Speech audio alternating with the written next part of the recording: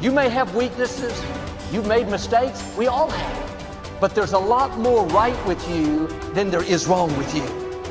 Dwelling on the negative doesn't help you to do better. Beating yourself up for past mistakes doesn't move you forward. The better you feel about yourself, the better you'll do. The more you like yourself, the further you'll go.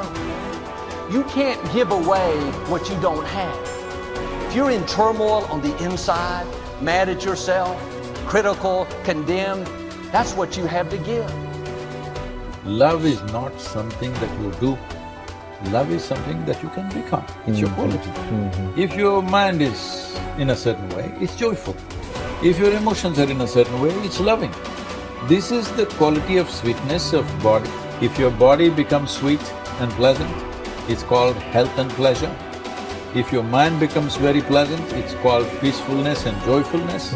If your emotions become pleasant, it's called love and compassion. If your very life energy becomes pleasant, it is called blissfulness and ecstasy. Only if your surroundings become pleasant, it's called success. In Buddhism, they say replace any negative thought immediately with a positive thought. And the neuroplasticity says the same thing, because neuroplasticity is amazing, but it can be bad. If you have a breakup and you obsess about the person, you're wiring that deeply into your brain. So you have to direct your neuroplasticity, and if you do get that voice in your head, which is normal for all of us, you need to, override that with a positive statement. So your forebrain is the builder, it's the designer, it's the CEO. And when you begin to speculate possibilities, when you start to think about a better way to do something, or something you want to experience, or something you want to do, or some future event, it's an amazing phenomenon, because researchers are beginning to show that not only do we remember a past, but the brain actually can remember a future. And so how does it do that? Well, because the forebrain has connections to all other parts of the brain, it can take a little bit of that knowledge from a specific neural network and a little bit of experience and another neural network of knowledge and another neural network of experience, and it can seamlessly piece it together to create a new level of mind. And then your brain gets a picture or an image, and then you transfix your mind on that image, and those neurons string into place that begin to fire and wire together. And every time you remind yourself of what you want to experience, you're reinforcing the circuitry in your brain to begin to install the hardware for you to actually experience that future event. In other words, the brain already looks like it's already had the event. Now that's super cool, because it really says then that we're remembering a future potential. The imagination is the most marvelous, miraculous, inconceivably powerful force that the world has ever known. And the average individual uses the imagination, if they use it at all, against themselves. They imagine what they don't want. They imagine problems coming. Let's begin to use our imagination the way God meant it to be used. It's the greatest creative faculty that we possess, and we can build anything we want with. The mind is very strong, and one of the things the mind does is develop methodologies or ways of thinking that let it interact with life and not get hurt and be more comfortable. And it's the ego. When we develop a self-concept, and we change it throughout our lives, but in general, there's a self-concept sitting under there saying, I was the one that did this, and I was the one that went to this school, and I'm the one that went there, and the one that my father left or stayed, or whatever the hell it is, And basically, all of this unfolds, and you end up developing patterns of thinking based upon the experiences you've had, all right? And what I'm saying, at least certainly in my experience, is that's not what makes you wake up. That's what keeps you from waking up, all right? The fact that you're identifying with these past experiences and saying that's who I am, well, it's not who you are. You are watching your ego, you see it get upset, you see it fix things, you see it have concepts and views and et cetera, and even you're obviously very intelligent, you can use your intellect to support the ego, to support that, and so on, right? Man's greatest burden is unfulfilled potential. Man's greatest burden is unfulfilled potential. And I say, when I look at the audiences, And I know that maybe only 1% are going to achieve their potential. Not fully. I still haven't fulfilled my potential, but unfulfilled potential is man's greatest burden. And it breaks my heart because I know what you kids are capable of. I know I've had kids with 80 IQ to 180 IQ that I mentored that have done big deals. Actually, the 80 IQ did better than the 180 IQ. Okay, and I know what they're capable of, and I know how 10 million or 100 million or whatever the number is changes lives, and then all of a sudden, you know, you believe that you can walk on water. You believe that you can take a loaf of bread and feed however many he was supposed to have fed, and make water into wine. And when you believe it, see, the true test of a leader is when you've trained other people to be leaders. It's in you, kids. I mean, you can do it if you want it bad enough, and you stay focused and you're willing to maintain that commitment. I have to go become more confident. I have to go become a person capable of doing these things. I have to change myself to get there. I can't wait for circumstances to change so I can have my dream. Then our dreams would never happen. We have to get to the point of maturity in our lives where we say, okay, 2 things are going to change my life.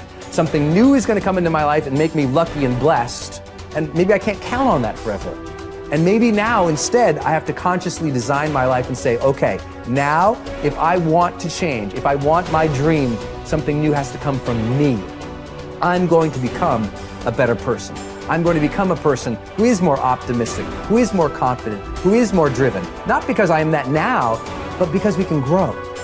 That you can become the type of person who you need to be to achieve your ideal life. You can start today living from your highest ideals, your highest sense of self, your strongest sense of self. You don't need permission. You don't need a guy like me to look at the video camera and say, you have now permission. But if you've been waiting for it, you have permission. It's like at some point in your life, you just say, okay, I have permission to become my best self. And by becoming your best self, you start to achieve your best things. You start to contribute better things. You start to become a better human being. You can do that now, today.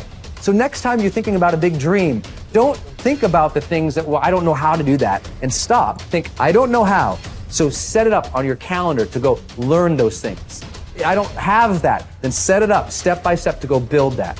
I'm not like that. Then set it up step by step to go develop those skill sets and those competencies so you can become that, and ultimately you can achieve that dream. It's there. It's waiting for you. Don't stop. We are what we repeatedly do. Excellence then is not an act, but a habit. You are your most valuable asset. Your life, your potential, and your possibilities are the most precious things you have. Thus, your great goal in life should be to fulfill that potential and become everything you are capable of becoming. Your ability to learn, grow, and fulfill your potential is unlimited. Today, people are graduating from high school and college in their 70s, learning new subjects and developing new capabilities.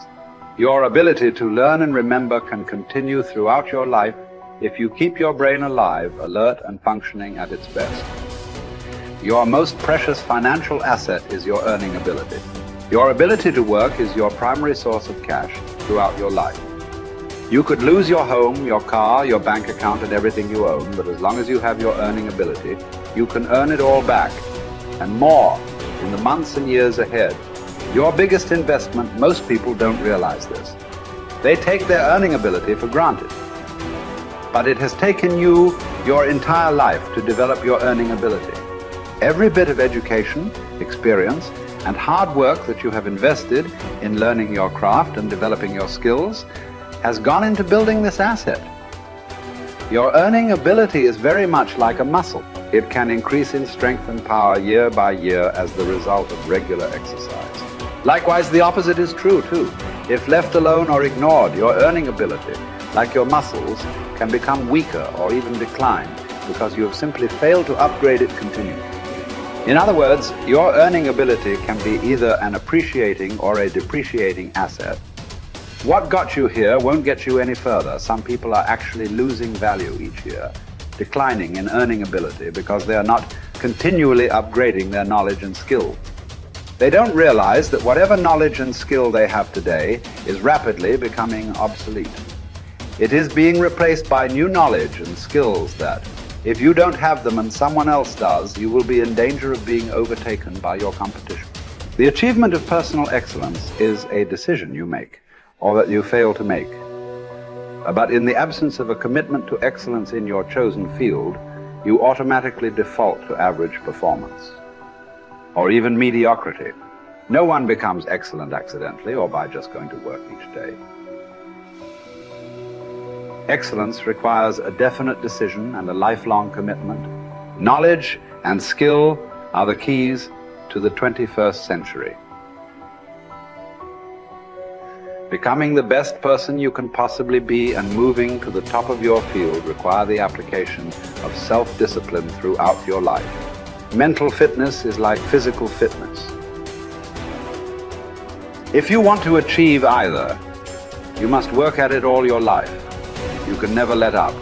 You must be continually learning and growing, every day, week and month, throughout your career and in other areas of your life.